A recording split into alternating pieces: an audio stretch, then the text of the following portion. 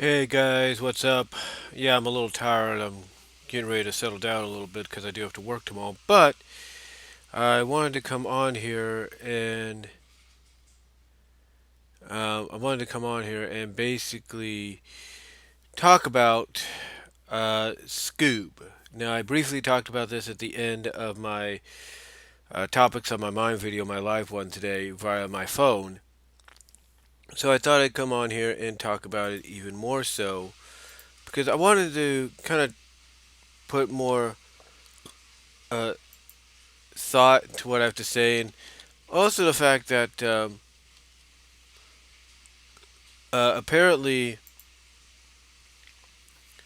apparently the trailer is supposed to drop, I guess, tomorrow, or at least a teaser trailer. So anyway, going back to what I was, so going back to what I said earlier this morning or earlier today during the live stream. Uh, the designs for the characters I think look good. I mean, they're not 100%, like, well, I'll put it this way: they're not 100%, as traditionally character designed as you would expect. Because, in case you guys don't know, this is going to be a reboot. This is an origin reboot of how they came together. We're going to get a glimpse, I'm guessing, into the past of Shaggy and Scooby when they were younger. Basically a pup named Scooby-Doo vibes here. And basically, uh, well, I guess we're just going to go from there and see what happens. Um, although, now here's the thing: I do like the designs. Let's talk about Fred, for example, because I mentioned this in my topics on my mind. Some people question why Fred looks the way he does. Why he doesn't have his ascot or anything, but you got this yellow trim, like right here on his shirt, that not yellow, but orange trim, I should say, on his shirt that kind of represents, I guess, where the ascot would be. We might see the ascot in a flashback, I'm assuming. Um, but the reason Fred looks the way he does, and I don't think it's any secret, Fred looks the way he does because he's being voiced by Zac Efron. Zac Efron, in case you don't know, recently did Shazam and has done some other movies as well. I think. Let me make sure this so I can get this right. I think. Let me see what else he was on in. Okay, so Zac Efron. Let's see. What was he in?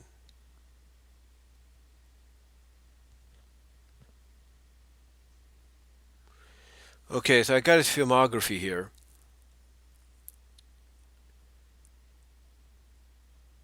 Um, he was in Scoob. We know that. I thought he was in Shazam. Maybe it was another Zachary. I think it was. But these are the movies he's been in. Uh, he's been in. Get this: Extremely Wicked, Shockingly Evil and Vile as Ted Bundy. Uh, the Beach Bum, The Greatest Showman, The Disaster Artist, Baywatch, Neighbors 2, Variety Fishing, Mike and Dave Need Wedding Dates, Dirty Grandpa, Where Are Your Friends, The Awkward Moment, Neighbors, Parkland, The Paperboy, The Lucky One, The Lorax as the voice of Ted. So he's done some voicing there. That's why I think of. That's why he's done some voice acting before. Liberal Arts, At Any Price, New Year's Eve, Charlie St. Cloud, 17 Again, Me and Orson Welles. Oh, here you go. High School Musical 3 Senior Year. Hairspray, The Derby Stallion, and Melina's World. Or Melinda's World. Melinda's World.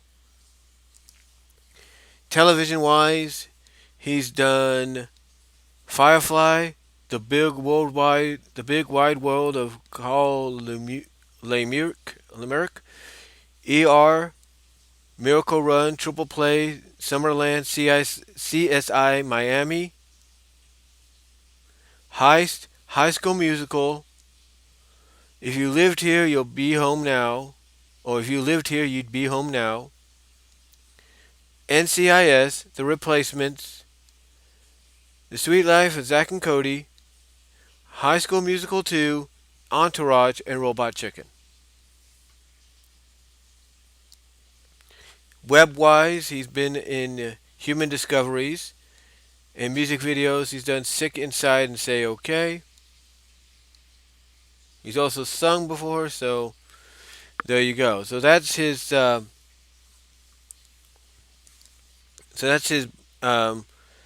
careerography, if you will. And basically, when you look at him, you could definitely tell uh, just by the look in his face that the reason Fred is designed the way he is in Scoob is it's a blending of Zac Efron's face and what Fred used to look like. More so favoring Zac Efron than Fred. So, but you definitely see some Fred features in there, but it's definitely more influenced and modeled after Zac Efron's face. You could definitely see that. Now, as far as Velma goes, I like the fact that Velma does look basically identical to what she's done before. She's more modernized. I'm going to give her that. More modernized, if you will. I like that. I like the fact that she's more modern, if you will. She still has her sweater. She still has her iconic sweater and everything. Her, turtleneck sweater and a bobby hairdo, kind of like short bob, kind of a bob. I don't even know what you call that. Bob hairdo or something like that. A bowl cut. I don't. It's not a bowl cut, but it's basically a short end bob hairdo. And my finger just hit the mic there. Finger just hit the headset, I should say. Kind of a bobby like short haired hairdo. So it's cool that she's got that. She's got her glasses and everything. So I like that, and I like the fact I do agree with Andre Meadows on this. I agree with Andre Meadows on this. I like the fact that she's kind of old school. She's kind of old school, old fashioned. Like she's up to date with modern technology, but she's more like when it comes to wanting to take down notes and everything, she doesn't have like an iPad or anything in front of her, or an iPhone or whatever, or an Android or whatever. Instead, she has instead she just writes it down on a piece of notepad and everything. So I think that's cool. I like that little element there that she's kind of like old. It's like you could tell that what she's gonna be is a hybrid of new and old. Like she'll understand the technology of portable phones like Androids and iPhones and all that, and laptop computers.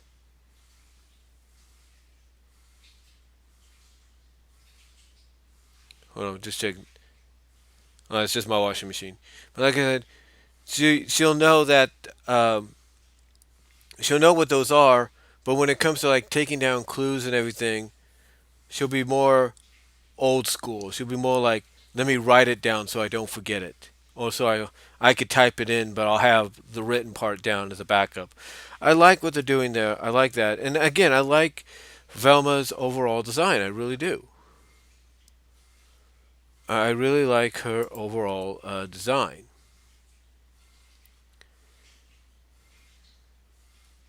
And again, it's pretty good. It keeps homage to the original Velma because I think one thing we can all agree on is no matter what the incarnation of Velma has been, she's always been in the same outfit all the time. Daphne and Fred and even Shaggy at times can change, but Velma's always remained the same, just about.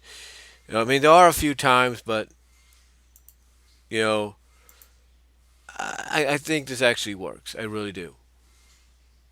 I think this actually works. I really do. I really like what we're getting here. I really do with Velma. So, very, what's the word? Very nostalgic for them to do that for her. Then we get to Daphne. Now, Daphne, this is interesting about Daphne. Um, just like with Velma, she looks identical to what she's always looked like. Now, I don't know if they're going to go the danger prone Daphne route with her. That's what I'm worried about. Hopefully, they don't because recently Daphne has been proven to be, you know, a take charge kind of badass. Excuse my language, God, but excuse my language, God, but badass kind of take charge kind of woman, girl, if you will.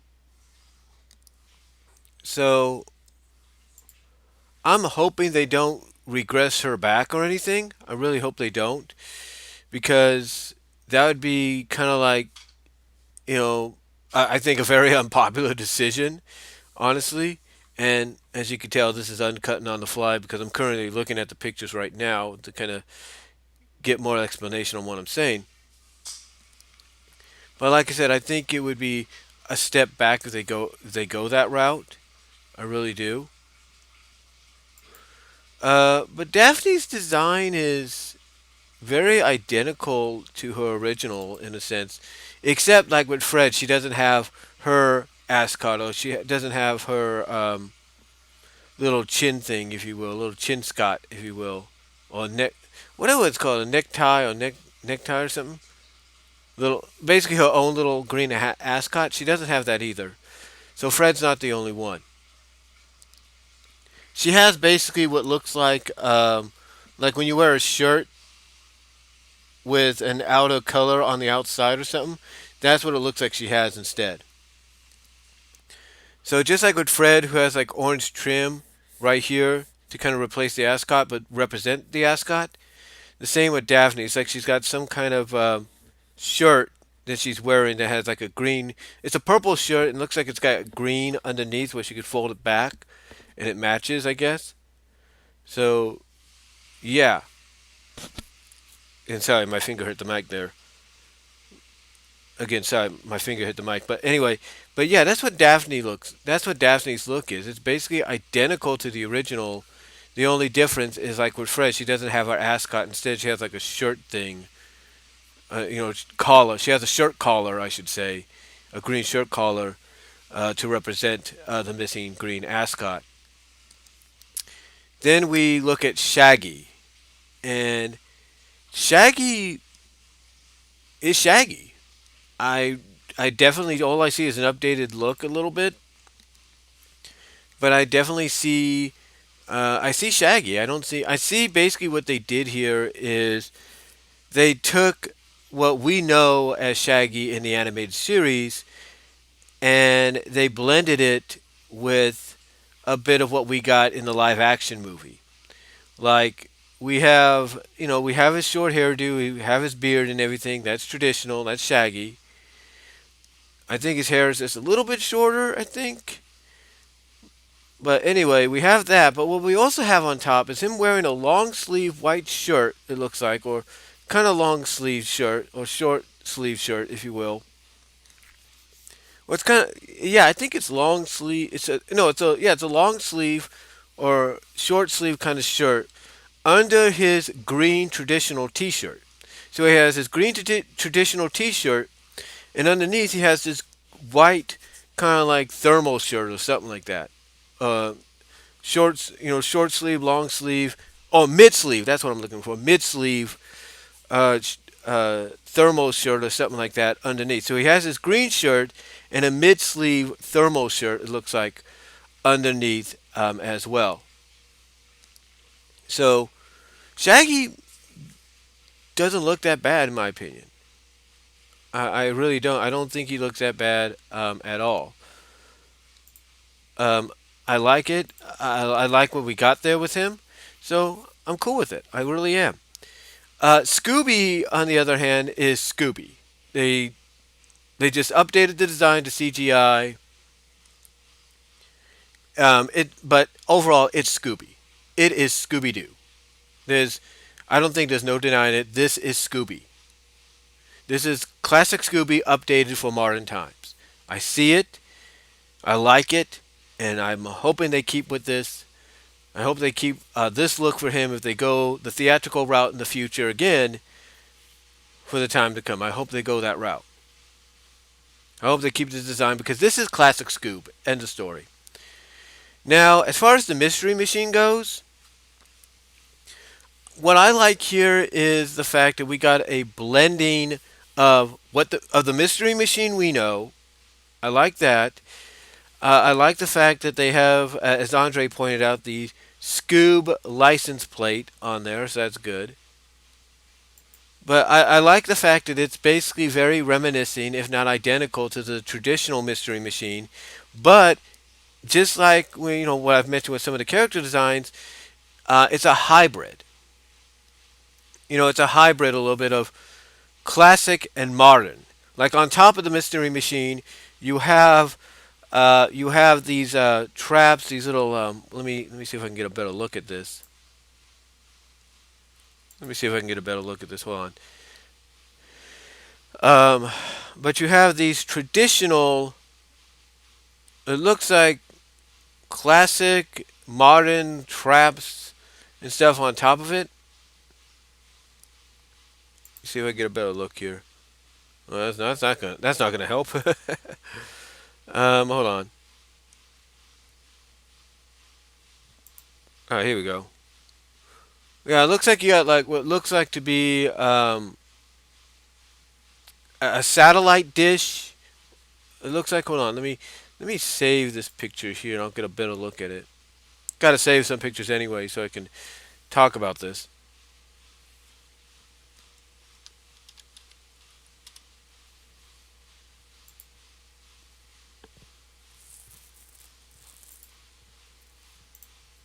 Hold on.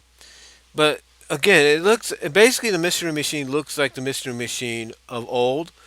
But I like the fact that it's got that modern.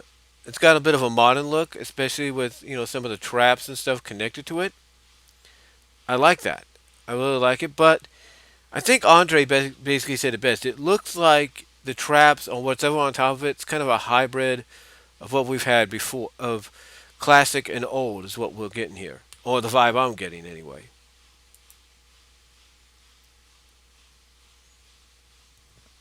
Let me. But yeah, it's basically the vibe I'm getting.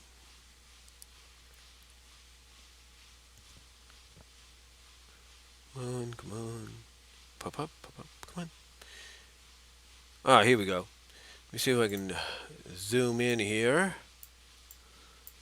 Okay, what it looks like we got here is we got two surfboards on top of it. It's got some things clamped on. It's got these. Okay, what we have here is like we have these little clamps on top of it, holding stuff down. It's like, well, it's not little clamps. Clamps. Basically, we have what the Mystery Machine has here.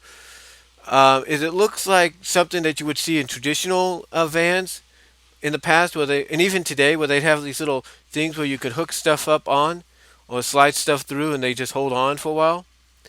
So what it looks like is we have three spotlights hooked up to one of these holders or clamps or whatever, and underneath we have two surfboards.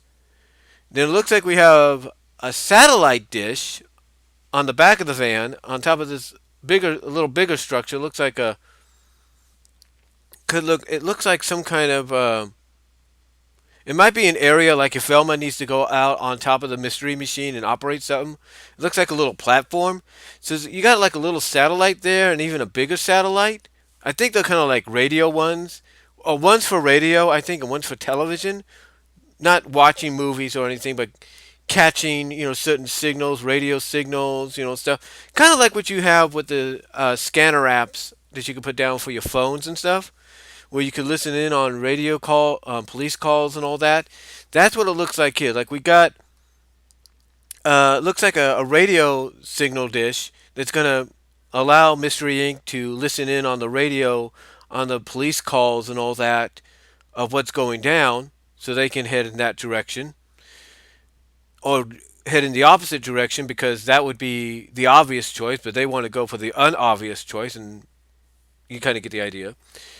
And then it looks like you got a bigger satellite dish that's going to catch signals like video signals and all that, like security cameras in places to where potentially a mystery or a crime is taking place. So it definitely looks like it's a hybrid of old technology and modern technology. Mostly the satellite stuff, of the radio signal, television signal dishes, hybrid to me of classic technology, like what people in the past would set up on would try to set up their vehicles for in these kind of franchises or shows or movies. And again, it looks like it's a little platform. It looks like there's a little bit more to it. Like, let me see if I can get a closer look here. Yeah, it looks like there might be a little bit more. Like there might be a little computer there as well. So overall,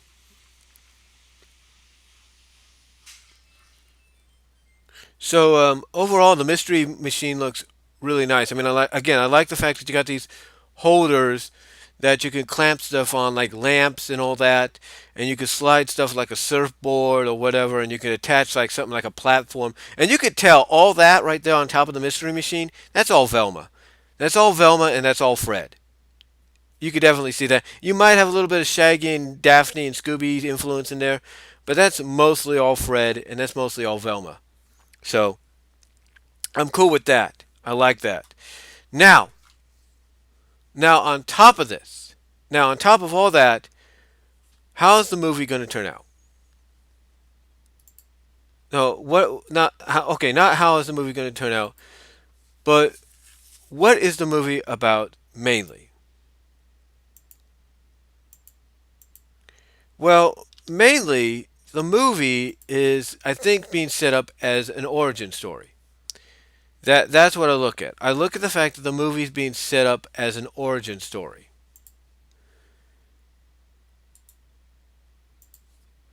That's what I see here. I see it being set up as an origin story,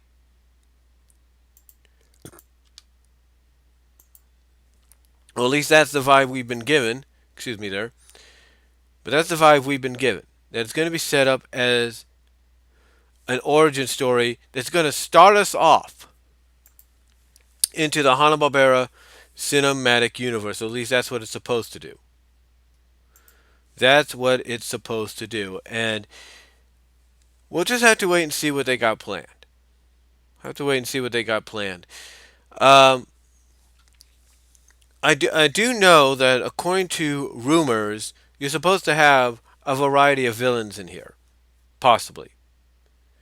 Okay, so according to Wikipedia, here's the cast of characters, and we are going to get some young. Okay, here we go. And I think Andre's been looking for this. We are going to get some pup name Scooby Doo vibes here. We are going to get some pup name Scooby Doo vibes here. Because you're going to get a young Fred Jones, a young Velma, a young Shaggy, and a young Daphne. So that's pretty cool. So you're going to get some pup named Scooby Doo vibes. But on top of that, on top of that, here's the list of characters alongside Mystery Inc. that you're going to get: Captain Caveman, Dynamite Dog Wonder, Dee Dee Sykes. Ooh, I gotta see what that is. Blue Falcon and Dick Dastardly. You're gonna get them. Now, here are the voice cast for all the characters. Of course, Frank Welker is Scooby. Obvious choice. Zac Efron is Fred Jones. Young Fred Jones is played by Gregnan. Pierce Gregnan. Okay. Gina Rodriguez as Velma Deakley, and Anna Greenblatt as young Velma Deakley. Will Fort as Shaggy Rogers, and Ian Amatrade, or Leanne, what is it? Lannon? I can put this. Hold on.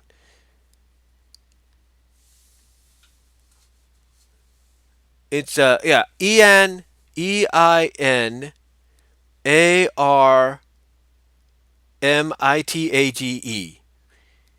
He's basically young Sheldon and young Sheldon. Okay, he's the young Sheldon Cooper and young Sheldon. The boy that plays young Sheldon and that plays the child version of Sheldon Cooper from Big Bang. That's the actor that's voicing young Shaggy. Now, Amanda Seyfried as Daphne Blake, McKenna Grace as young Daphne Blake. McKenna Grace as young Daphne Blake. And here's what I like. So far, you have legitimate child actors who are about, what, 11, 12,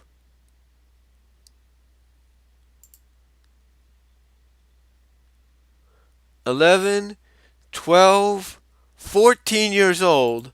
Greenball, I don't know about yet. She might be new. Or Greenblatt, I don't know about yet. She's new.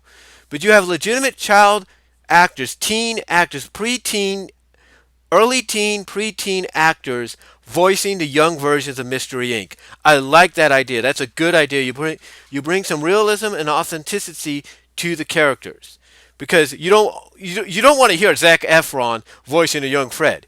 You need to distinguish the difference between them. So I like the fact that we got young child actors or young preteen, early teen actors and actresses voicing the young versions of Mystery Inc. I like that. Now, for the rest of the voice cast, you have Tracy Morgan. He's going to be doing Captain Caveman. You have Ken Jong. Ken Jong, yep. That guy. Ken Jong, I think that's who I think it is. Yep. You have Ken Jong as Dynamite Dog Wonder. How about that? You have Cleasley Clemens as Dee Dee Sykes. You have Mark Wahlberg as Blue Falcon and Jason Isaacs as Dick Dastardly. I don't think you can ask for a better voice cast for this movie. I don't think you can. I don't think you can. I just hope with Blue Falcon that when he takes his mask off, they don't they don't do the Blue Falcon what they did to Fred Jones and make his face look like a hybrid of the guy behind Blue Falcon and Mark Wahlberg. I hope they don't do that. I really hope. I really hope they don't. I think what was his name? Hold on, let me see here. Excuse me, that just scratching my chin there. Let me see.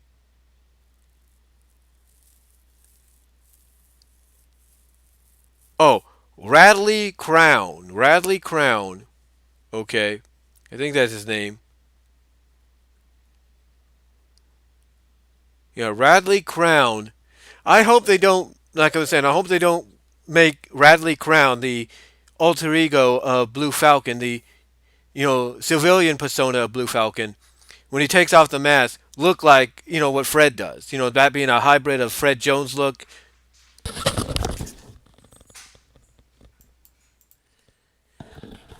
Hey guys, yeah, sorry for that bit of interruption. My mom got home around a little while ago, so I had to kind of stop a little bit. But anyway, I wanted to finish off where I started, and basically, what I was talking about is, with Zac Efron, with Fred looking like a blending, a hybrid of the original Fred look and the Zac Efron look.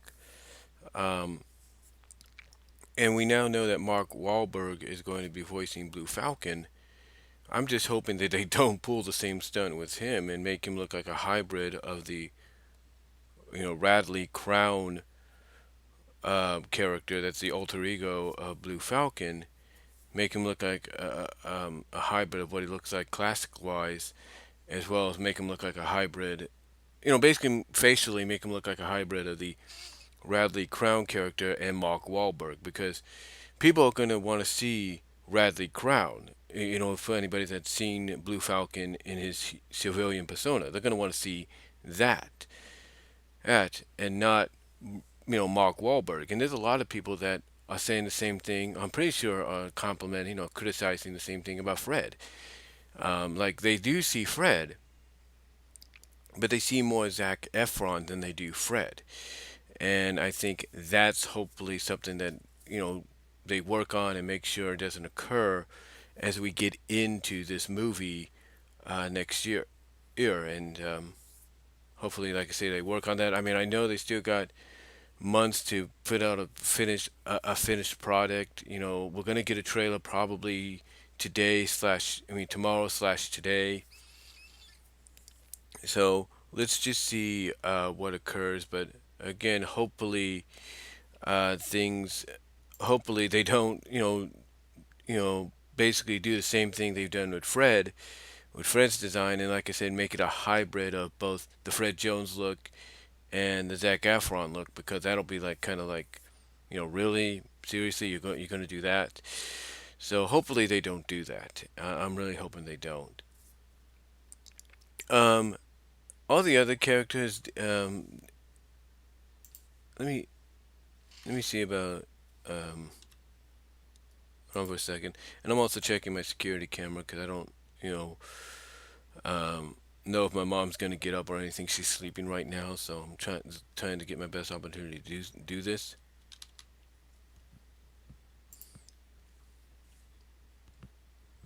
Um, anyway, just looking here and see. Well, like I said, Dee Dee Sykes is being voiced by um, Cresley Clemens, and we're gonna see who she is.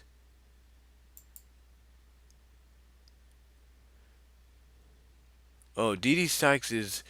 Um, oh yeah, Dee Dee, of course. Dee Dee is part of the Teen Angels. As part of Captain Caveman and the Teen Angels. So, so she's being voiced by Cresley Clemens. Let's just hope Dee Dee doesn't end up looking like a blend of Clesley and her original look. I think obvious,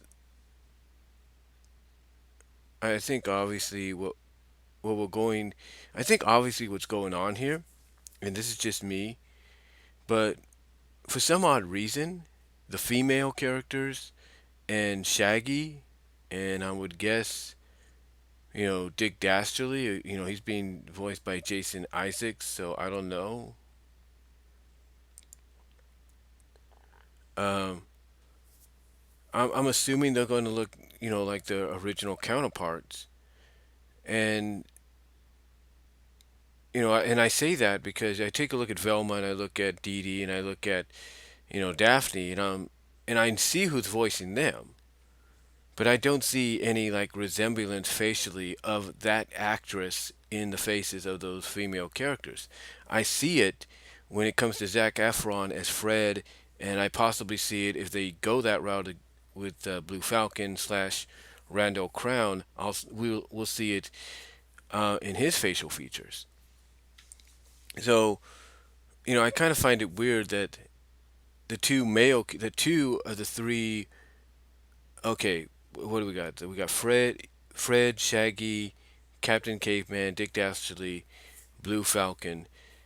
Let's see, Fred, Shaggy, Captain Caveman, Blue Falcon, Dick Dastardly. Now I see that two out of the three male characters are probably going to be, like I said, and I know I'm harping on this a lot, and I know people are thinking just, why, asking why you're harping on it, because I know I'm not the only one that notices this.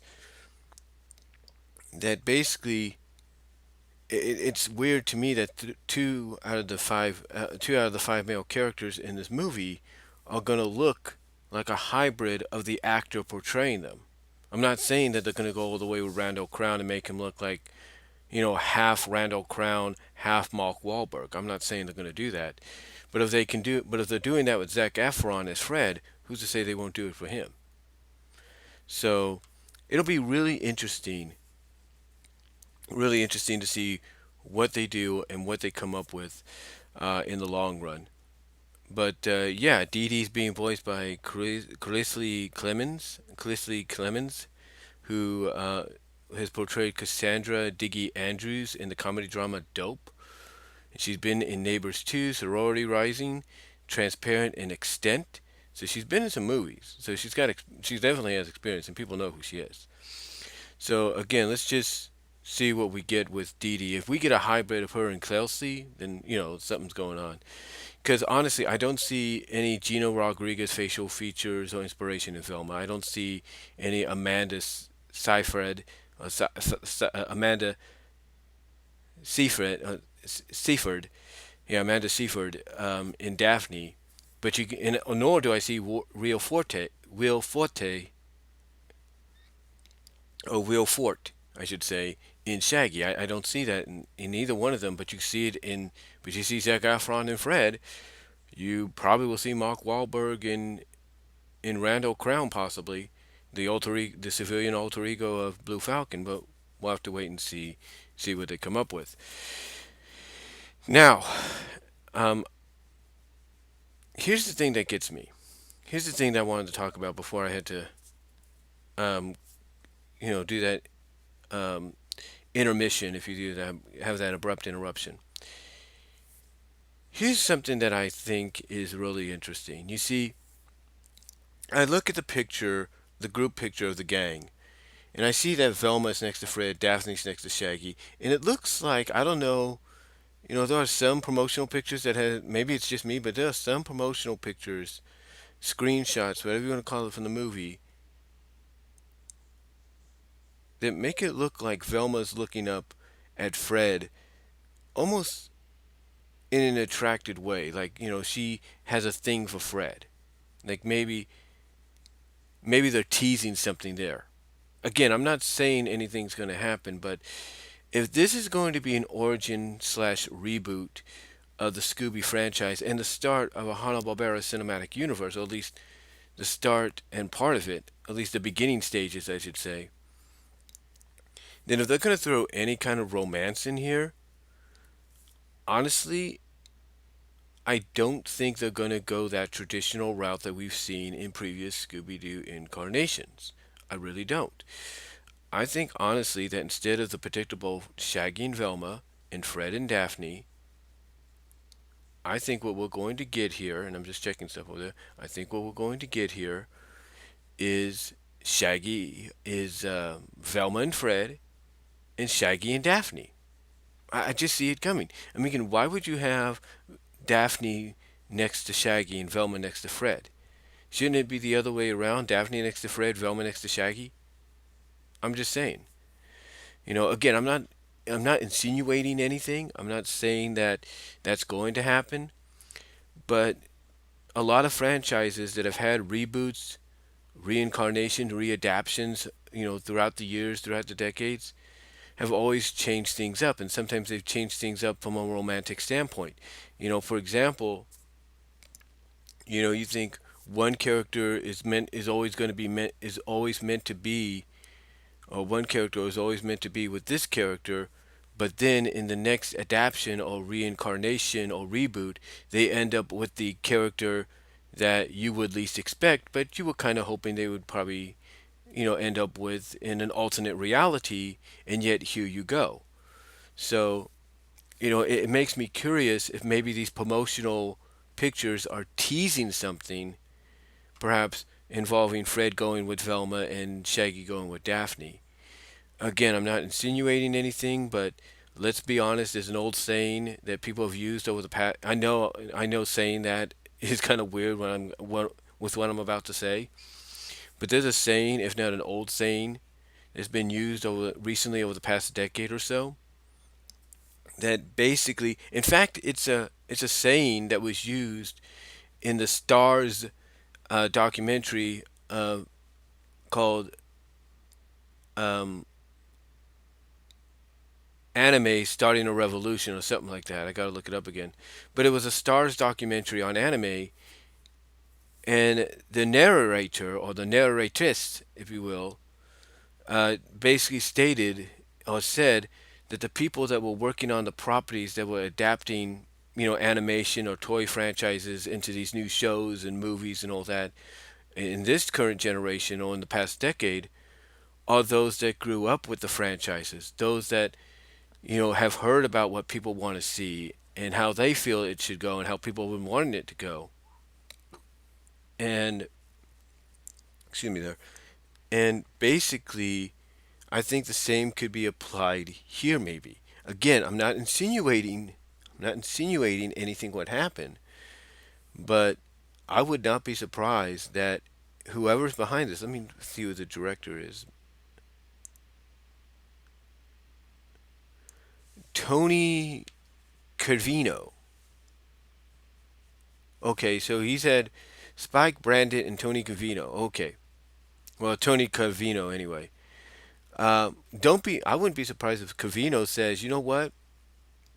You know, people are going. People are going to expect Fred to end up with Daphne and Velma to end up with Shaggy. What if we switch it around and go a different route? What if we go the route of, oh, let's have Shaggy end up with Daphne and Fred end up with Velma? Again, I'm not insinuating anything. I mean, the screenplay or the script, as we put it, is done by Kelly Freeman Craig, who's known for doing the comedy drama Age of 17. So she might have experience in doing this. She might know how to handle a situation like this. Like maybe she probably sees what we see and is deciding, hey, let's go with it.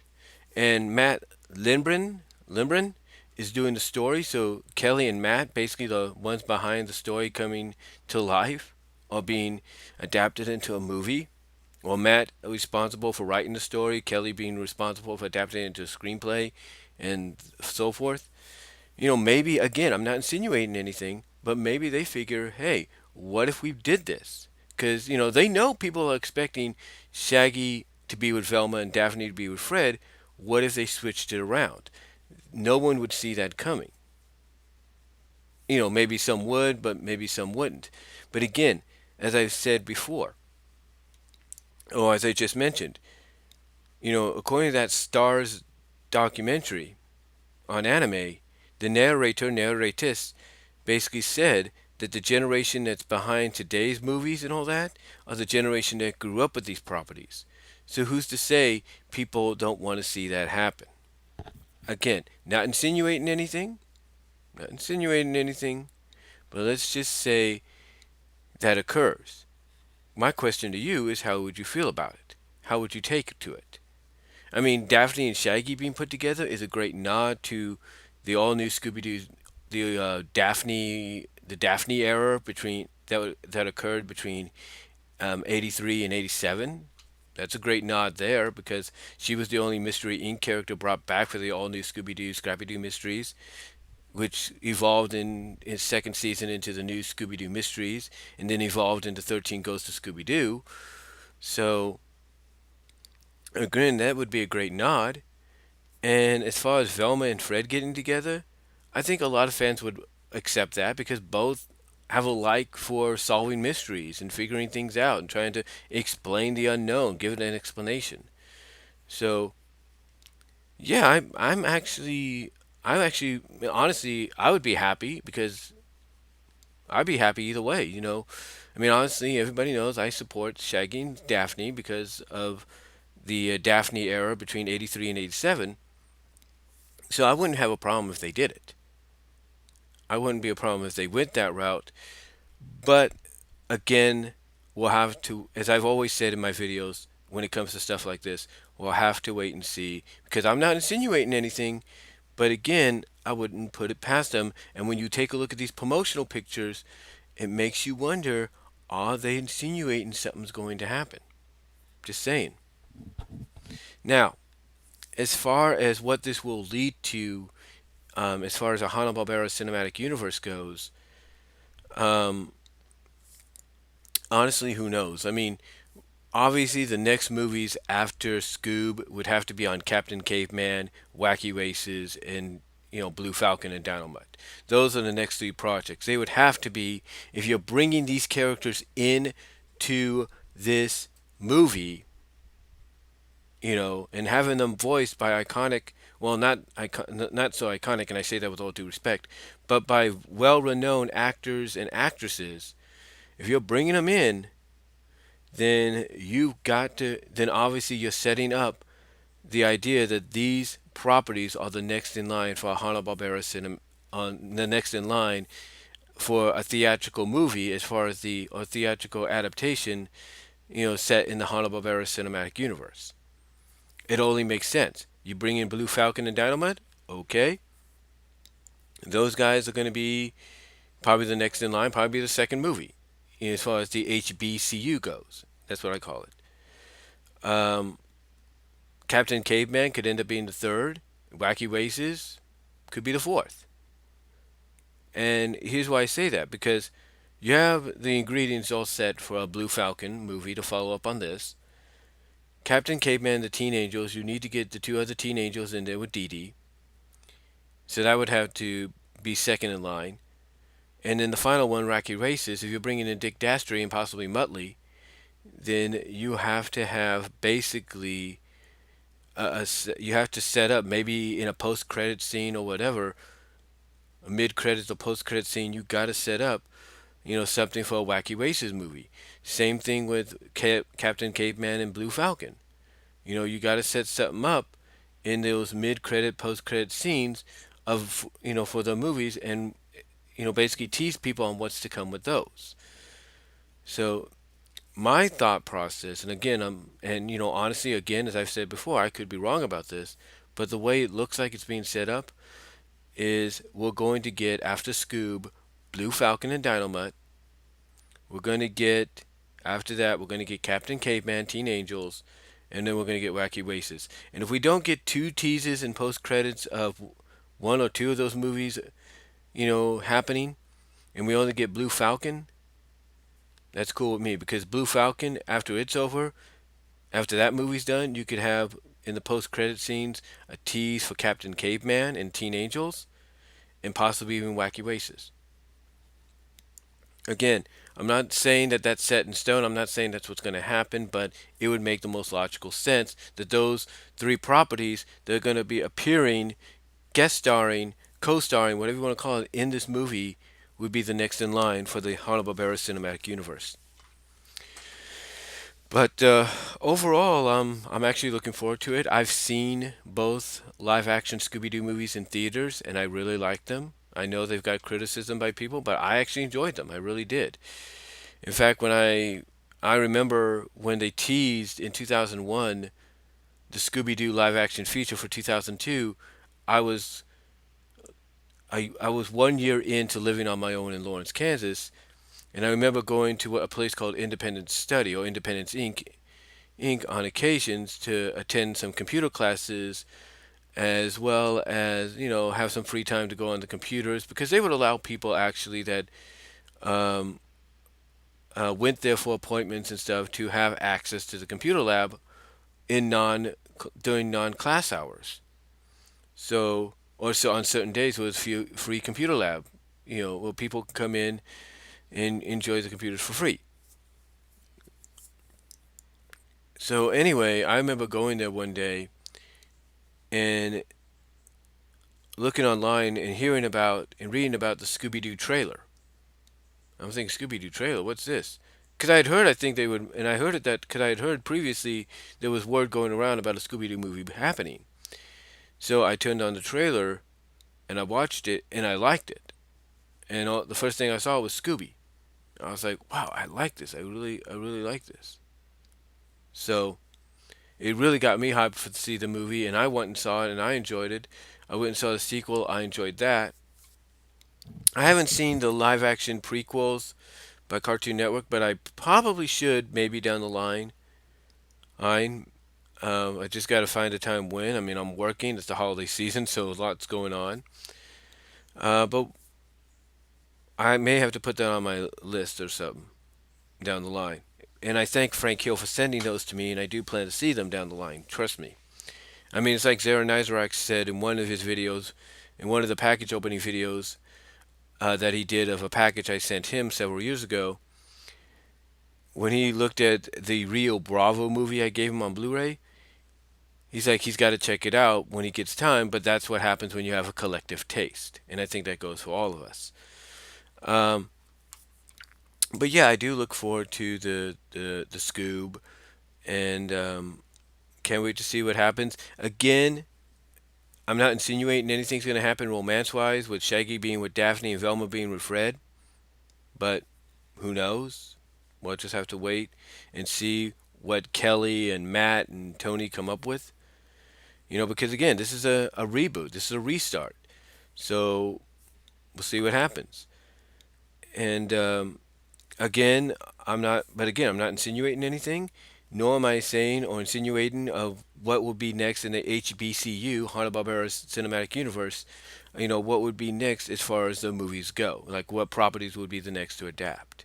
So, anyway, though, guys, that's all I'm going to say on Scoob. I really look forward to seeing it. Let me know what your thoughts are on what I had to say here. Take your time in watching this video. I hope you have. And I will talk to y'all later. God bless. Take care. But what are your thoughts on Scoob? And are you looking forward to it? And I will talk to y'all later. God bless. Take care.